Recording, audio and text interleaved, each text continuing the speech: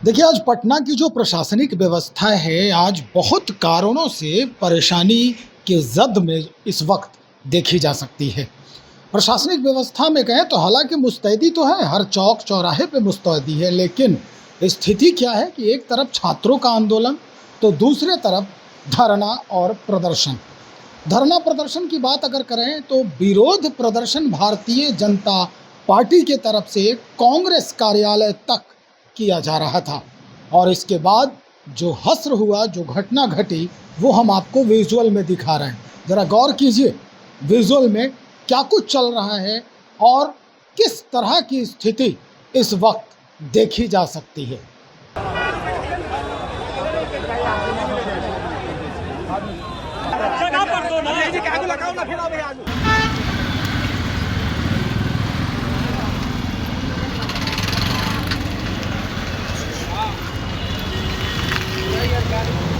Patient को जाने दीजिए भैया।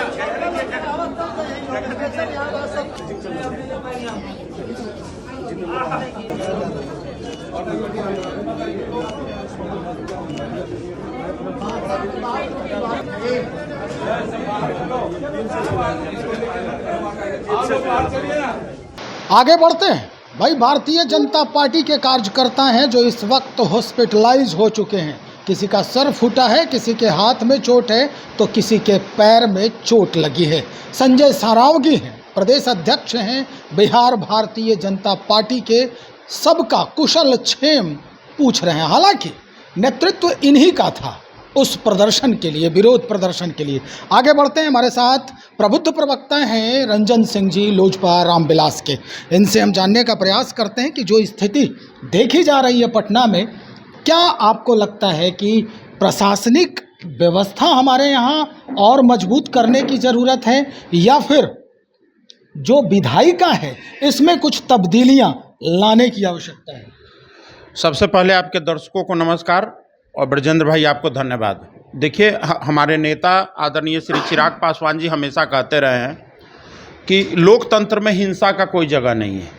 हिंसा चाहे किसी भी रूप में हो, प्रारूप में हो, इसका हम लोग हमेशा विरोध करते रहे हैं और हम लोग किसी भी बड़े से बड़े समस्या को संवाद के जरिए हम लोग उसको सुलझाने का या संवाद के जरिए उसको सॉल्व करने का कोशिश हम लोग को करना चाहिए और हमारे नेता करने के पक्षधर रहे हैं। जो घटना अभी दिल्ली से लेकर और पटना तक में देखने को मिल रही है, हम लोग छात्र राजनीति और छात्र के आंदोलन के साथ पूरी तरह खड़े हैं। लेकिन दुख इस बात का है कि उस छात्र आंदोलन के अंतर्गत रहते हुए कुछ लोग अपने व्यक्तिगत राजनीतिक एजेंडे को उस आंदोलन में शामिल करने का कोशिश कर रहे हैं। ये निंदनीय है। 18 जून को सोनम वांगचुक जी का आमरण अनशन होता है और 20 दिन लगातार आमरण अनशन के बावजूद नेता प्रतिपक्ष वहां पहुंचते नहीं है। पहुंचते कब है? अभी 2 दिन पहले वो आते हैं, आकर सीधा संसद और प्रधानमंत्री जो आवास है उसको घेरने का काम करते हैं। एलओपी के लिए जनता ने, वही जेनजी, वही युवा वोट दिया है। अगर आदरणीय प्रधानमंत्री जी को मोदी जी को प्रधानमंत्री बनने के लिए, तो वही युवा ने वोट दिया है नेता प्रतिपक्ष को प्रतिपक्ष की भूमिका निभाने के लिए। क्या संवाद के जरिए संसद में छात्रों के मुद्दों को नहीं रखा जाना चाहिए था? सरकार हमेशा खुला दरवाजा रखा है। आपको पता होगा, मानसून सत्र जब स्टार्ट हुआ है उससे एक दिन पहले सर्वदलीय बैठक बुलाने की जब बात की गई तो जयराम रमेश जी क्या कहते हैं कि इस बैठक से कोई लेना देना नहीं, कुछ होना नहीं है। और जब शाम को वही आदरणीय खड़गे जी लेटर लिख के प्रधानमंत्री जी से टाइम मांगते हैं और जब बैठक होती है तो बैठक का बाइकाट कर देते हैं। जब आपको मंच मिलता है तो संवाद आपको करना नहीं है और सड़क पे तांडव करना है। सड़क पर तांडव करने वाले लोग को आप समर्थन दे रहे हैं। छात्र के आवाज को तो इन्होंने दबाने का काम किया है, ये दबा रहे हैं। विपक्ष के लोग जो छात्र का आंदोलन है उसको खराब किया है। अगर छात्र के आंदोलन अगर शांतिपूर्वक हो रहा है तो उसके संवाद को सड़क पर होने चाहिए थे, तो सांसद के लोग सड़क पर कैसे उतर गए? और जिनको सड़क पर आवाज उठानी चाहिए वो सांसद की ओर बढ़ रहे हैं।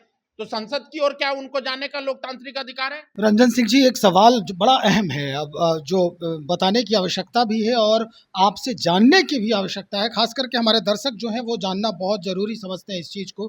प्रधानमंत्री जब सत्ता में नहीं आए थे नरेंद्र मोदी जी, तो उसके पहले जब भाषण वो करते थे, हर मंच पे, हर जगह पे जब जन संबोधन करते थे, तो उनकी एक बात जो है वो बड़ा ही महत्वपूर्ण होता था और लोगों से वो हमेशा उसको इंटरेक्ट करने का प्रयास करते थे कि फिल वक्त जो प्रधानमंत्री हैं भारत के, मनमोहन सिंह जी, वो बोलते नहीं हैं बहुत ज़्यादा। अब अगर देखा जाए तो बहुत ज़्यादा, मतलब हर जगह भाषण देने वाले प्रधानमंत्री, सबसे ज़्यादा भाषण देने वाले, लोगों से इंटरेक्ट करने वाले प्रधानमंत्री हमारे देश के नरेंद्र मोदी जी हैं।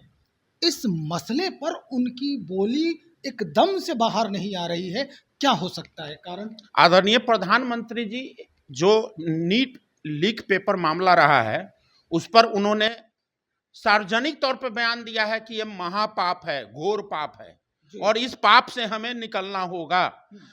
ये पेपर जो लीक मामला है ये हिंदुस्तान में पहली घटना तो है नहीं, लेकिन आपको याद होगा कि 2024 में हमारी ही सरकार ने जो public examination provision and means जो एक्ट है बनाया है, हम लोग पूरी तरह इस साजिश के भंडाफोड़ करने के लिए माफियाओं पे नकेल कस रहे हैं।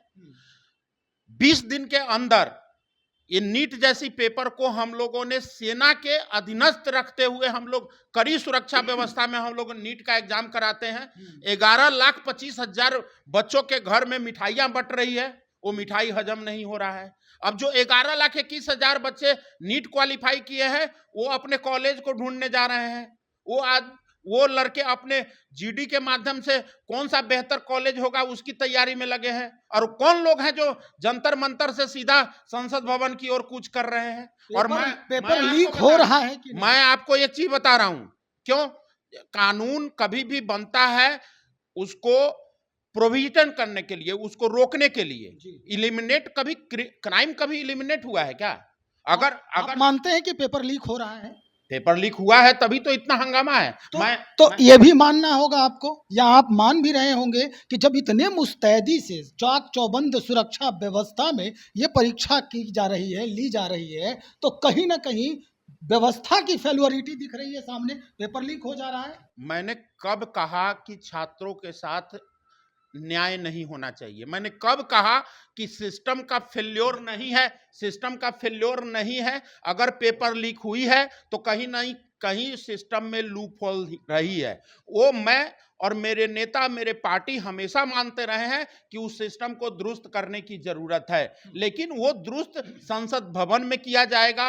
वो दुरुस्त जहां पर जो गवर्निंग बॉडी है उसको ठीक करके किया जाएगा, जिसके लिए हमारी सरकार प्रमुखता से कदम उठाई है। लेकिन आप बताइए कि आंदोलन की आड़ में जी, शाहीन बाग आंदोलन की आड़ में किसान आंदोलन की आड़ में अन्ना हजारे जी का आंदोलन, ये सारे आंदोलन से उपजे हुए नेता को एक एक करके जनता कैसे नकार दे रही है? जब जनता के बीच में वो लोग जाते हैं, जो लोग कहते थे कि हम भ्रष्टाचार कभी नहीं करेंगे, हम रसूख का इस्तेमाल नहीं करेंगे, उन लोग को जनता ने नकार दिया। खुद भ्रष्टाचार में पूरी कैबिनेट मुख्यमंत्री सहित जेल के अंदर चले गए।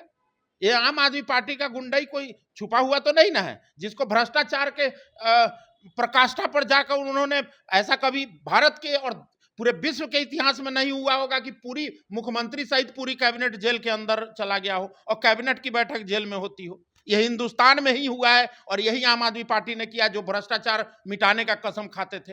वैसे लोग इस आंदोलन को सपोर्ट कर रहे हैं। टुकड़े टुकड़े गैंग याद है आंदोलन रंजन सिंह जी, आंदोलन क्यों हो रहा है? अगर मैटर पहले ही फिनिश हो जाता, आपका जो सिस्टम है वो अगर सही ढंग से इस पर निर्णय लेता, अंकुश लगा देता, तो ये फेल्योरिटी देखने को नहीं मिलती और आंदोलन नहीं होता। 3 मई को पेपर लीक होता है, गवर्नमेंट उसको तुरंत कैंसिल करती है उस एग्जाम को। कितना बार कैंसिल करेंगे? री एग्जामिनेशन की बात आती है, क्या इनको नीट एग्जाम के रिजल्ट निकलने के बाद आंदोलन की सूझी है? कभी ऐसा देखा है आपने कि लीक हुआ एक 2 महीना पहले, आज एग्जाम भी हो गया, रिजल्ट भी निकल गया, बच्चे अब मेडिकल कॉलेज में दाखिला लेने जा रहे हैं और अब आप आंदोलन करने चले हैं। आपकी मंसूबा क्या है? ये क्रोनोलॉजी को समझिए। 12 साल से नेता प्रतिपक्ष रहते हुए राहुल गांधी जी संसद भवन के जब भी सत्र चले हैं, हर सत्र को डिस्टर्ब करने के लिए एक फेक नैरेटिव इन्होंने खड़ा किया है। और जो फेक नैरेटिव खड़ा किया है, देश को गुमराह किया है और मुद्दा को छोड़ दिया है। कहां गया एसआईआर? कहां गया एसआईआर? कहां गया वो नरवणे जी का जो पुस्तक? आप याद करिए ना, हर संसद बस चलने के समय 9 करोड़ रुपया प्रतिदिन जनता के टैक्स पेयर का पैसा बर्बाद करते हैं। संवाद करने के लिए वो खड़ा नहीं होते हैं। ये क्या लोकतंत्र में ऐसे विपक्ष की जरूरत थी हमें? आप भारतीय जनता पार्टी के लोग जो विरोध प्रदर्शन कर रहे थे, तो क्या ये उसी का नतीजा है जो लोगों का सर फट गया और लोग हॉस्पिटलाइज हो गए हैं? देखिए, भारतीय जनता पार्टी का प्रदर्शन ये इस बात का संकेत है कि हम जब पूरी तरह कार्रवाई कर रहे हैं, हम नहीं जानते कि उनकी पार्टी किस तरीके से, चूंकि हमारी पार्टी अलग है, उनकी पार्टी अलग। लेकिन मैं आपको ये बता रहा हूं कि प्रदर्शन किसी भी पार्टी का हो, प्रदर्शन किसी भी व्यक्ति का हो, किसी भी संगठन का हो, उसमें हिंसा की कोई गुंजाइश नहीं है। चलिए, बहुत शुक्रिया जानकारी देने के लिए। हमारे साथ लोजपा रामविलास के प्रबुद्ध प्रवक्ता रंजन सिंह जी बातचीत कर रहे थे इन सारे मसलों पर जो इस वक्त घटित हो रही है हमारे देश में, हमारे राज्य में। तो चलिए अब इंतजार करते हैं और जानने का प्रयास भी करेंगे कि बाकी के लोग इन सारे घटनाक्रम को कैसे देखते हैं। अन्य दलों के लोग, अन्य जो जनता है हमारे राज्य की, वो क्या सोचती है इस पूरे घटनाक्रम को लेकर। बने रहिए, बहुत शुक्रिया आपका।